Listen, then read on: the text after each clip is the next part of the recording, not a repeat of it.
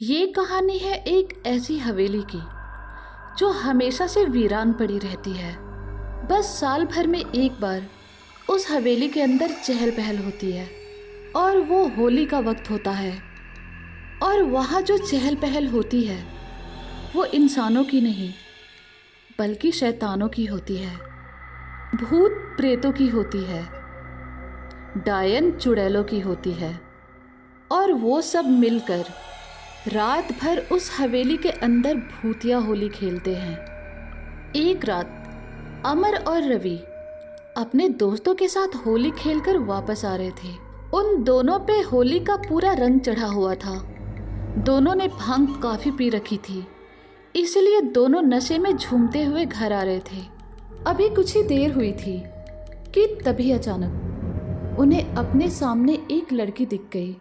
उस लड़की को देखकर रवि ने कहा, अरे यार अमर, ये तो वही शहर की लड़की सीमा है ना, जो कुछ दिन पहले यहाँ अपनी नानी के घर आई थी। तो अमर ने कहा, हाँ ये वही लड़की है, पर होली के दिन ये इतनी साफ सुथरी कैसे दिख रही है?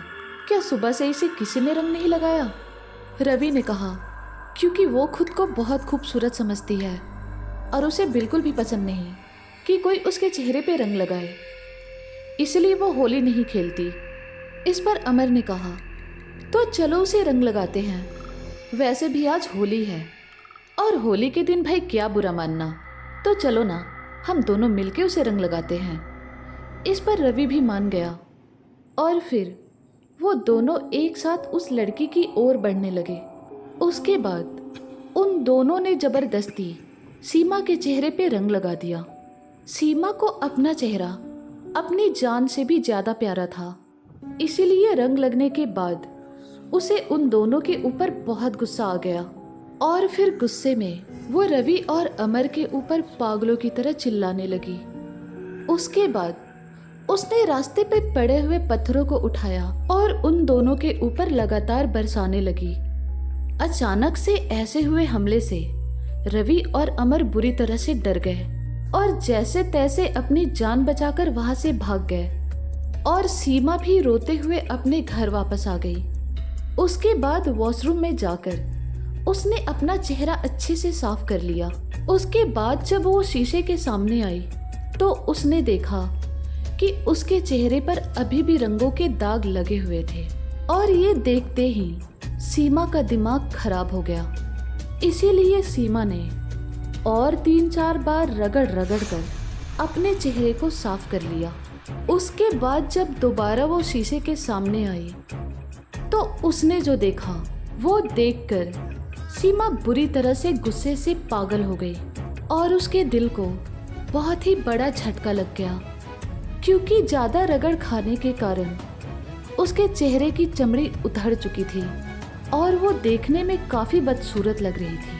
अपना ये रूप देखकर सीमा को अपने चेहरे से घिन आने लगी, इसलिए उसी रात उसने अपने घर की छत से कूदकर अपनी जान दे दी। इस बात को पूरे 1 साल बीत चुके थे और फिर होली का दिन आ गया। उस रात भी अमर और रवि अपने दोस्तों के साथ होली खेलकर अपने घर लौट रहे थे। दोनों बातें करते हुए आ रहे थे। अभी बस कुछ ही देर हुए थे, लेकिन तभी अचानक उन्हें एक हवेली दिख गई और उस हवेली से होली के गानों की आवाज़ें आ रही थी। और ये सुनकर वो दोनों उस हवेली के नज़दीक चले गए। वहाँ जाकर जब उन्होंने खिड़की से अंदर की ओर झाँक कर देखा तो वहाँ पर बहुत सारे लोग थे जो आपस में होली खेल रहे थे। ये देखकर रवि ने अमर से कहा, भाई चलो ना, हम लोग भी अंदर जाकर उनके साथ होली खेलते हैं। तो अमर ने कहा, पर हम तो इन्हें नहीं जानते, तो हम कैसे इनके साथ होली खेल सकते हैं? और उन्होंने तो हमें इनवाइट नहीं किया, तो बिना बुलाए अगर हम अंदर जाते हैं तो उन्हें बुरा नहीं लगेगा? इस पर रवि ने कहा, भाई ये होली का त्यौहार तो हम सबका है, इसमें क्या बुरा मानना? वैसे भी हम यहाँ चोरी करने तो नहीं आए हैं, चलो अंदर चलते हैं और आधे घंटे के बाद होली खेलकर वापस आ जाएंगे। उसके बाद वो दोनों उस हवेली के अंदर चले गए और उन लोगों के साथ होली खेलने लगे। अभी बस कुछ ही देर हुई थी, लेकिन तभी अचानक उस भीड़ में अमर को वो लड़की दिख गई जिसने पिछले साल आज ही के दिन उन दोनों के कारण सुसाइड किया था। उसे देखते ही अमर भागता हुआ रवि के पास चला गया और उसने उससे कहा, रवि रवि, अभी अभी मैंने उस सीमा को यहाँ देखा है। रवि ने कहा, सीमा? कौन सीमा? इस पर अमर ने कहा, अरे वही सीमा जिसने हमारे कारण पिछले साल सुसाइड कर लिया था। इस पर रवि ने कहा, कुछ भी? लगता है भांग का नशा तेरे ऊपर कुछ ज़्यादा ही चढ़ गया। तो अमर ने कहा, अरे यार, मैं मजाक नहीं कर रहा हूँ, मैंने सच में उसे देखा है। इस पर रवि ने कहा, लेकिन वो तो मर चुकी है, तो वो यहाँ कैसे आ सकती है? अभी वो दोनों इस बात को लेकर आपस में बहस कर ही रहे थे, लेकिन तभी अचानक उनके सामने सीमा आ गई। सीमा को अपने सामने अचानक देखकर वो दोनों बुरी तरह से चौंक गए और डरते हुए रवि ने सीमा से पूछा, तुम यहाँ कैसे? तुम तो मर चुकी थी ना? रवि के ऐसा कहते ही सीमा की आंखें अचानक से लाल हो गई और वो एक भूतिया रूप में बदल गई। अब वो बहुत डरावनी लग रही थी और धीरे धीरे वहां पर मौजूद सारे लोग अपने असली भूतिया रूप में आ गए।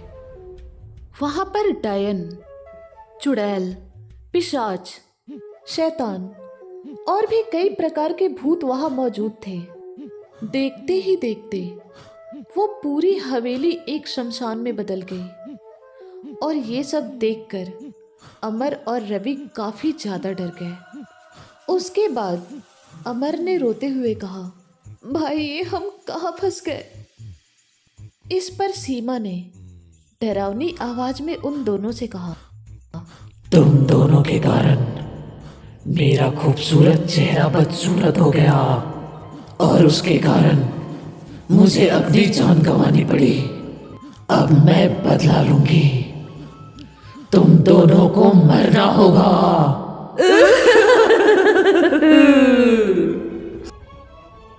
सीमा के ऐसा कहने के बाद उस हवेली में मौजूद सारे भूत प्रेत अमर और रवि पर टूट पड़े और फिर वो उन्हें नोच नोच कर खाने लगे। उसके बाद उन दोनों की वहीं पर मौत हो गई और फिर वो दोनों भूत बनकर उसी हवेली में बाकी भूतों के साथ मिलकर होली खेलने लगे और इस तरह से उस वीरान हवेली में हर साल में एक बार होली के समय सारे भूत प्रेत मिलकर एक साथ होली खेलते हैं।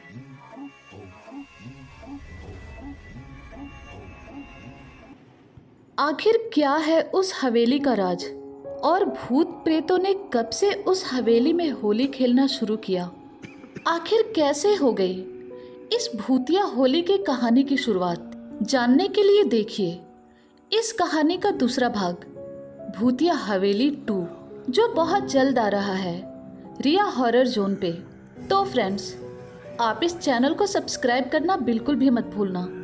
फिर मिलते हैं नेक्स्ट वीडियो में।